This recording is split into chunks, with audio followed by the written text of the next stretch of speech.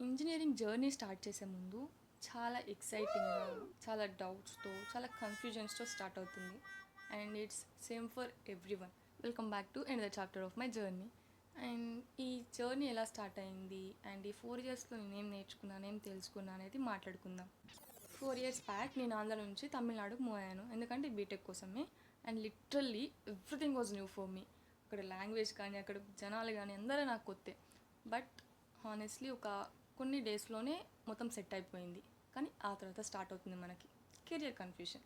ఎందుకని? మనకి బీటెక్ అనేది ఒక ఆప్షన్ ఇవ్వదు, మల్టిపుల్ ఆప్షన్స్ ఉంటాయి. మనం ఏది కావాలంటే అది చూస్ చేసుకోవచ్చు. కెరియర్ ఆప్షన్స్ ఎక్కువ ఉన్నప్పుడు ఆటోమేటిక్గా మనకి కన్ఫ్యూజన్ కూడా ఎక్కువే ఉంటుంది. అంటే నేను చూస్ చేసుకునేది కరెక్టేనా, నాకు ఇది సూట్ అవుతుందా, నేను నేర్చుకోగలనా, ఇలాంటి చాలా చాలా డౌట్స్ ఉంటాయి. ఆ డౌట్స్తోనే మన 4 ఇయర్స్ అయిపోతుంది. సో డౌట్స్తో పెట్టుకోకుండా నేను ఇది చేయగలనా, నాకు ఇది సూట్ అయిద్దా, ఇలాంటివి కాకుండా జస్ట్ నీకు ఇంట్రెస్ట్ ఉందా లేదో చూసుకొని స్టార్ట్. ఆలోచిస్తూ ఉంటే మనకి క్లారిటీ అనేది రాదు. స్టార్ట్ చేస్తేనే మనకు క్లారిటీ వస్తుంది. అంటే నేను నేర్చుకోగలనా లేదా అనేది స్టార్ట్ చేస్తేనే కదా తెలుస్తుంది. So start fastly. వేస్ట్ చేసుకోకండి టైంని. తొందరగా ఎక్స్ప్లోర్ చేయండి. తొందరగానే మిమ్మల్ని హడావిడి చేసేసుకుని ఫస్ట్ ఇయర్లోనే కూర్చుని అది ఇది ఇది అని స్టార్ట్ చేయమనట్లేదు. జస్ట్ మీకు ఏది ఇంట్రెస్ట్ ఉందో అది చూసుకొని దాంట్లో స్టెప్ బై స్టెప్ నేర్చుకోండి.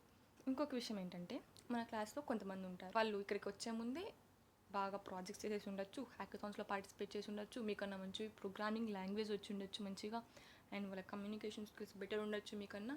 బట్ అవేం పట్టించుకోవాల్సిన అవసరం లేదు. యాక్చువల్గా మనకి 2 టైప్స్ ఆఫ్ బ్యాచెస్ ఉంటాయి. ఒకళ్ళు ఏంటంటే పక్కన వాళ్ళు ఏ స్టేజ్లో ఉన్నా, వాళ్ళు ఏం చేసినా వాళ్ళకి ఎంత వచ్చినా పట్టించుకోం. అండ్ ఇంకొకళ్ళు ఎలా ఉంటారంటే, అరే వాళ్ళు మనకన్నా ఎక్కువ ముందే చదివేసుకున్నారు, ఎక్కువ వచ్చు వాళ్ళకి, సో మన వెనక పడిపోయి ఉన్నాయేమో, ఇవన్నీ ఆలోచిస్తూ ఉంటారు. అవన్నీ ఆలోచించడం వల్ల ఏం యూజ్ ఉంటుంది? మీరే చెప్పండి. మన చాప్టర్ 1ని పక్కన వాళ్ళు చాప్టర్ 10తో కంపేర్ చేసుకుంటే ఎలా? Yes. వాళ్ళు ముందే స్టార్ట్ చేశారు, మనం స్టార్ట్ చేయలేదు, ఇప్పుడు స్టార్ట్ చేద్దాం, అంతే కదా. ఇంకొక చిన్న విషయం ఏంటంటే CGPA. చాలామందికి ఉండే డౌటే ఏంటంటే, CGPA ఇంపార్టెంటా, మన ప్లేస్మెంట్కి కావాల్సింది స్కిల్సే కదా, అవి నేర్చుకుంటే సరిపోయింది కదా, CGPA ఎందుకు, ఈ మార్క్స్ ఎందుకు అని. బట్ మనం ప్లేస్మెంట్స్కి కూర్చోవాలి అంటే కావాల్సింది ఏంటి? ఫస్ట్ పాయింట్ ఫిల్టర్ చేసేది CGPA నుంచి. ఆన్ క్యాంపస్ అయితే ఖచ్చితంగా CGPA బేస్డే ఫిల్టర్ చేస్తారు.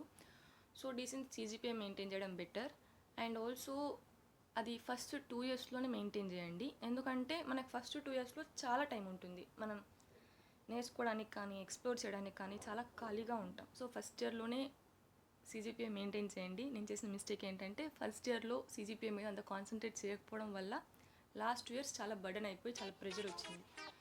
సో ఫస్ట్ 2 ఇయర్స్లోనే CGPA మంచిగా మెయింటైన్ చేస్తే మనం నెక్స్ట్ 2 ఇయర్స్, లాస్ట్ 2 ఇయర్స్ అనేవి ప్లేస్మెంట్స్ రిలేటెడ్ వాటికి కానీ, మీకు ఇంకేమైనా ఇంట్రెస్ట్ ఉంటే వాటి మీద స్పెండ్ చేయొచ్చు. సో మంచి CGPA అనేది ఫస్ట్ 2 ఇయర్స్లో మెయింటైన్ చేయండి. And next most important thing ఏంటి అంటే కమ్యూనికేషన్. కమ్యూనికేషన్ అనేది ప్రతి దగ్గర యూజ్ అవుతుంది. అండ్ ప్లేస్మెంట్స్లోకి వచ్చేసి ఒకవేళ మీరు ఆన్సర్స్ కరెక్ట్గా చెప్పకుండా మీ థాట్ ప్రాసెస్ కరెక్ట్గా ఉన్నా కానీ కమ్యూనికేషన్ అనేది మీకు ప్లస్ పాయింట్ అవుతుంది. మీరు ఇంటర్వ్యూస్కి పెట్టుకుని ప్రిపేర్ అయ్యేటప్పుడు మైండ్లో ఆన్సర్ చెప్పుకోవద్దు క్వశ్చన్కి. సో దానివల్ల మనకి అంత యూజ్ ఉండదు. అంటే మైండ్లో ఆన్సర్ చెప్పుకోవడం వల్ల మనకి ఏం తెలుస్తుంది, ఆన్సర్ మనకు తెలుసా లేదనేది మాత్రం తెలిసిద్ది. దాన్ని ఎంత బెటర్గా డెలివర్ చేస్తున్నాం, ఎంత స్ట్రక్చర్డ్ వేలో చెప్తున్నాం అనేది మనకి అర్థం కాదు. సో అలాంటి ప్రిపేర్ అవ్వడానికి వెదర్ మీ ఫ్రెండ్స్తో మాక్ ఇంటర్వ్యూస్లో తీసుకోవడం కానీ, అండ్ మనకి ఆల్రెడీ ఆన్లైన్లో చాలా వెబ్సైట్స్ ఉన్నాయి AI ఇంటర్వ్యూస్ అని చెప్పి, వాటిలో ప్రాక్టీస్ చేయడం కానీ, ఇలా ఏదో ఒకటి మిర్రర్ ముందు నుంచి ప్రాక్టీస్ చేయడం కానీ, వీటిలో ఏదో ఒకటి చేయొచ్చు. అండ్ నాకు పర్సనల్ యూజ్ అయిందైతే మాత్రం ChatGPT వాయిస్ చాట్.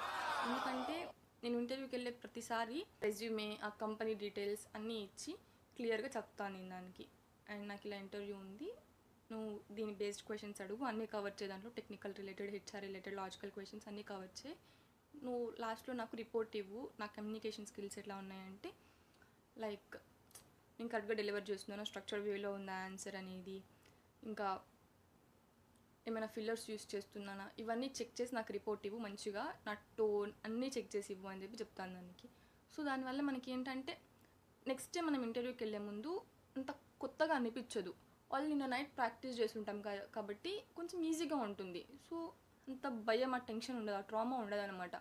అలా చేయడం వల్ల మన కాన్ఫిడెన్స్ లెవెల్స్ అనేవి కొంచెం పెరుగుతుంది. ఒకసారి మీరు కూడా ట్రై చేసి నాకు చెప్పండి మీకు వర్క్ అయిందా లేదా అని చెప్పి.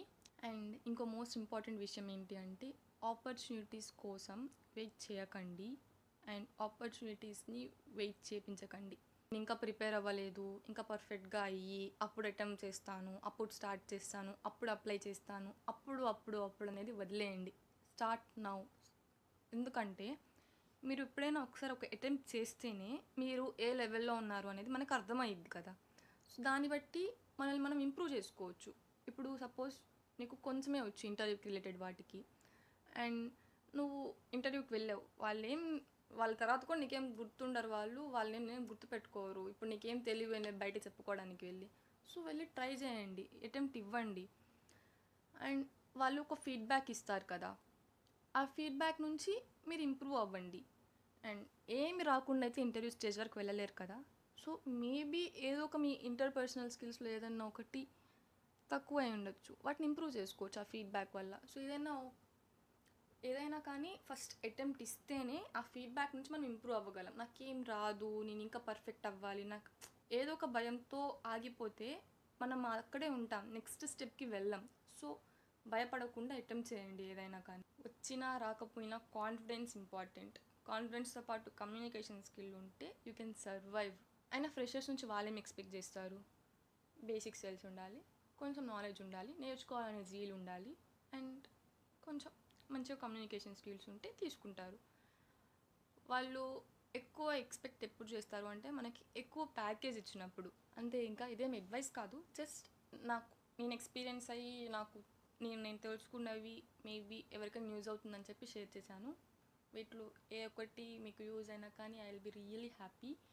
అండ్ ఫైనల్గా ఏంటి అంటే తొందరగా స్టార్ట్ చేయండి.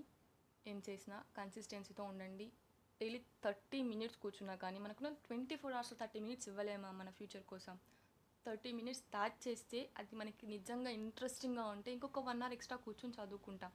సో ఏదైనా కానీ తొందరగా స్టార్ట్ చేయండి, కన్సిస్టెన్సీతో ఉండండి, కమ్యూనికేషన్ స్కిల్స్ బాగా బిల్డ్ చేసుకోండి, అండ్ కాన్ఫిడెన్స్ ఇంపార్టెంట్. భయపడకండి, ఆపర్చునిటీస్ని తొందరగా వెతుక్కోండి. మీరే వెతుక్కోవాలి, ఎవరు వచ్చి మీకు ఆపర్చునిటీ ఇవ్వరు. ఆపర్చునిటీస్ వెతుక్కోండి, అటెంప్ట్ చేయండి, ఫీడ్బ్యాక్ తీసుకోండి, ఇంప్రూవ్ అవ్వండి. That's it. And finally enjoy చేయడం మాత్రం మర్చిపోకండి. మళ్ళీ 4 years తిరిగి రావు. Go for trips, enjoy with your friends, balance everything. That's we are going to learn in these 4 years. Thank you for watching and thank you for being part of this chapter, and bye bye, see you in the next video.